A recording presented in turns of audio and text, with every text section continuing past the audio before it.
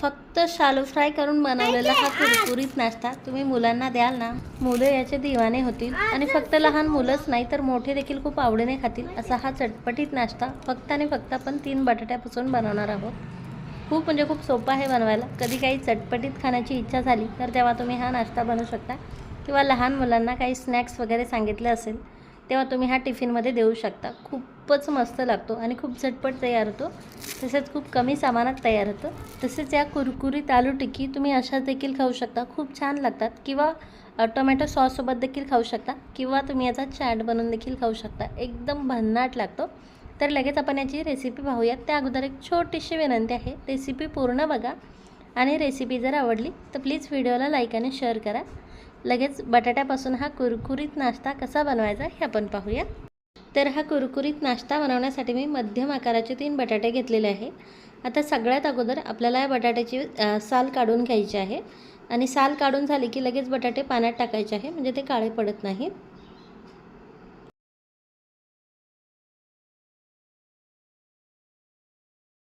अशा प्रकारे आता एक एक करून 3ही बटाट्याची मी साल काढून घेते. असे 3ही बटाट्याचे साल काढून झाले की आता आपल्याला याचा किस बनवायचा आहे. हे बटाटे आपल्याला आता मोठ्या किसणीने किसून घ्यायचे आहे. माझ्याकडे ही वेफर्सवाली किसणी आहे, याने वेफर्स होत नाही पण किस तयार होतं, त्याने मी हे बटाटे किसून घेते.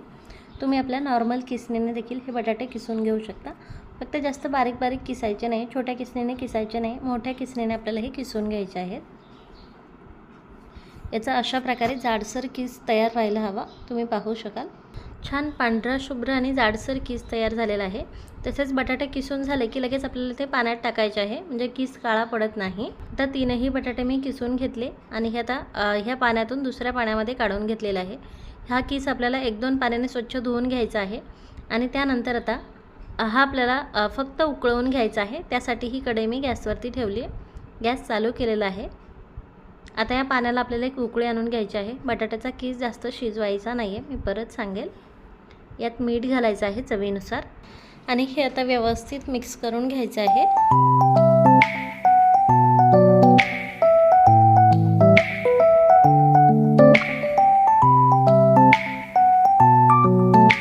या पाण्याला आता उकळी यायला सुरुवात झाली, म्हणजे जवळपास उकळी आलेलीच आहे. वरती असा फेस जमा झाला आहे. हे एकदा आपण व्यवस्थित मिक्स करून घेऊयात आणि आता यापेक्षा जास्त आपल्याला हे शिजवून घ्यायचं नाही. लगेच गॅस बंद केलेला आहे मी.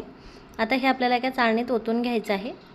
यातलं हे पाणी काढून टाकायचं आहे आणि आता आपल्याला यातलं पूर्ण पाणी काढून घ्यायचं आहे. त्यामुळे यातलं पूर्ण पाणी निथळेपर्यंत एकतर वाट बघायची आहे किंवा हे थंड पाण्याखाली धरून त्यानंतर एका कॉटनच्या कपड्यात आपल्याला हे काढून घ्यायचं आहे आणि यातलं सर्व पाणी पिळून घ्यायचं आहे, काढून घ्यायचं आहे. पाणी काढून घेतल्याच्या नंतर बटाट्याचा किस असा ड्राय होतो आणि असाच किस आपल्याला हवा आहे. हा किस आता असं थोडासा मोकळा मोकळा करून घ्यायचा आहे. किस अजिबात तुटलेला नाही आहे, तुम्ही पाहू शकाल, कारण हा आपण जास्त शिजवून घेतलेलाच नव्हता. आता आपल्याला यात 1/4 चमचा जाडसर कुटलेली काळी मिरी पावडर घालायची आहे. 1/2 चमचा बारीक चिरलेलं आलं घालायचं आहे. 2 कमी तिखटवाल्या हिरव्या मिरच्या आपल्याला यात चिरून घालायच्या आहे, एकदम बारीक कट करून घालायच्या आहे. त्यानंतर एक मोठा चमचा भरून लसूण कट करून घालायचं आहे. थोडंसं लाल तिखट घातले मी, अगदी 1/4 चमचा. त्यानंतर चवीनुसार मीठ घालायचं आहे आणि हे टिक्की छान दिसण्यासाठी आपल्याला चिली फ्लेक्स घालायचं आहे यात अर्धा ते 1 चमचा आणि बाइंडिंगसाठी आपल्याला यात कॉर्नफ्लोअर घालायचं आहे 3 ते 4 चमचे. जास्त कॉर्नफ्लोअर घालायचं नाही, नाहीतर बटाट्याची टेस्ट येणार नाही. बारीक कट करून कोथिंबीर घालायची आहे 1 ते 2 चमचे आणि ह्या सर्व जिन्नसात आपल्याला व्यवस्थित मिक्स करून घ्यायचे आहे हलक्या हाताने. जास्त याला चोळायचं नाही आपल्याला, जास्त जर चोळलं तर हा किस तुटू शकतो. अशा प्रकारे सर्व बटाट्याच्या किसला कॉर्नफ्लोअर व्यवस्थित लागलं पाहिजे. बटाट्याचा किस आता मोकळा मोकळा झालेला आहे, तुम्ही पाहू शकाल. आता आपल्याला याच्यात टिक्की बनवायची आहे, तर थोडंसं मिश्रण घ्यायचं आहे आणि याला हलक्या हाताने दाबून गोल आकार द्यायचा आहे. जास्त दाबायचं नाही आहे, नाहीतर बटाट्याचा किस एकमेकांना चिटकून राहील आणि टिक्की क्रिस्पी होणार नाही. दुसरी टिक्की देखील मी तुम्हाला बनवून दाखवते. परत थोडंसं मिश्रण घ्यायचं आहे, याला हलक्या हाताने दाबून गोल आकार द्यायचा आहे. अशाच प्रकारे राहिलेल्या सर्व टिक्की आपल्याला बनवून घ्यायच्या आहे. आता ह्या टिक्की बनवून झाल्या की आपल्याला ह्या शालो फ्राय करून घ्यायच्या आहे. तुम्ही ह्या डीप फ्राय देखील करू शकता. शालो फ्राय करण्यासाठी मी एक तवा गरम करायला ठेवला आहे. तवा व्यवस्थित गरम झाला की आपल्याला एक पळी तेल यात घालायचं आहे आणि त्यानंतर यावरती या टिक्की घालायच्या आहेत. तव्यावरती जेवढ्या मावतील तेवढ्या टिक्की तुम्ही घालू शकता, परंतु साईडने जास्त हीट लागत नाही, त्यामुळे मध्यभागी जेवढ्या मावतील तेवढ्या टिक्की मी घातलेल्या आहे. आता ह्या लो टू मीडियम फ्लेमवरती आपल्याला खमंग खरपूस भाजून घ्यायचे आहेत. अधूनमधून याची साईड चेंज करत राहायचं आहे. मध्यभागी जास्त हीट लागते, त्यामुळे मी मधल्या टिक्कीची साईड चेंज करून घेतली. याला हलकासा गोल्डन कलर आलेला आहे. साईडच्या टिक्की देखील जसजशा शेकत जातील तसतशा आपल्याला याची साईड चेंज करून घ्यायची आहे. राहिलेल्या सर्व टिक्की देखील मी यावरती घालून घेते, म्हणजे ह्या हळूहळू छान गरम होतील. तेल लागलंच तर परत थोडंसं घालायचं आहे आपल्याला यात. जसजशा ह्या तळत जातात ना तसं यातून तेल रिलीज होतं. आणि ह्या टिक्की तळत आल्या की हे आपल्याला तव्याच्या साईडला करून घ्यायचे आहे, म्हणजे यातलं जे असेल नसेल तेल असेल ते सर्व निथळून जाईल. आणि टिक्की जास्त वेळ राहिल्यामुळे छान क्रिस्पी देखील होतात. सर्व टिक्की आपल्या व्यवस्थित तळलेल्या आहेत, त्यामुळे लगेच गॅस बंद केला मी. तवा गरम आहे तोवर ह्या टिक्की आता अशाच तव्यावरती ठेवते, तोवर यातलं तेल देखील सर्व निथळून जाईल. आणि त्यानंतर आता ह्या टिक्की एका प्लेटमध्ये काढून घेते.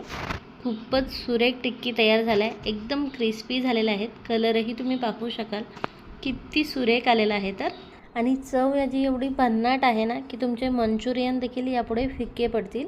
ह्या टिक्की आता तुम्ही अशाच देखील खाऊ शकता, खूपच मस्त लागतात. किंवा टोमॅटो सॉससोबत देखील खाऊ शकता, किंवा याचा चाट बनवून देखील खाऊ शकता, दही चिंचाची आंबटगोड चटणी टाकून. टिक्की आपल्या किती क्रिस्पी झालेल्या आहे हे तर तुम्हाला आवाजावरून कळालंच असेल. आणि आतपर्यंत व्यवस्थित छान शिजलेले आहेत, तुम्ही पाहू शकाल. टिक्की आपल्या खूपच छान क्रिस्पी झालेल्या आहे आणि तेही डीप फ्राय न करता फक्त एक पळी तेलामध्ये आपण या सर्व टिक्की तयार केलेल्या आहे.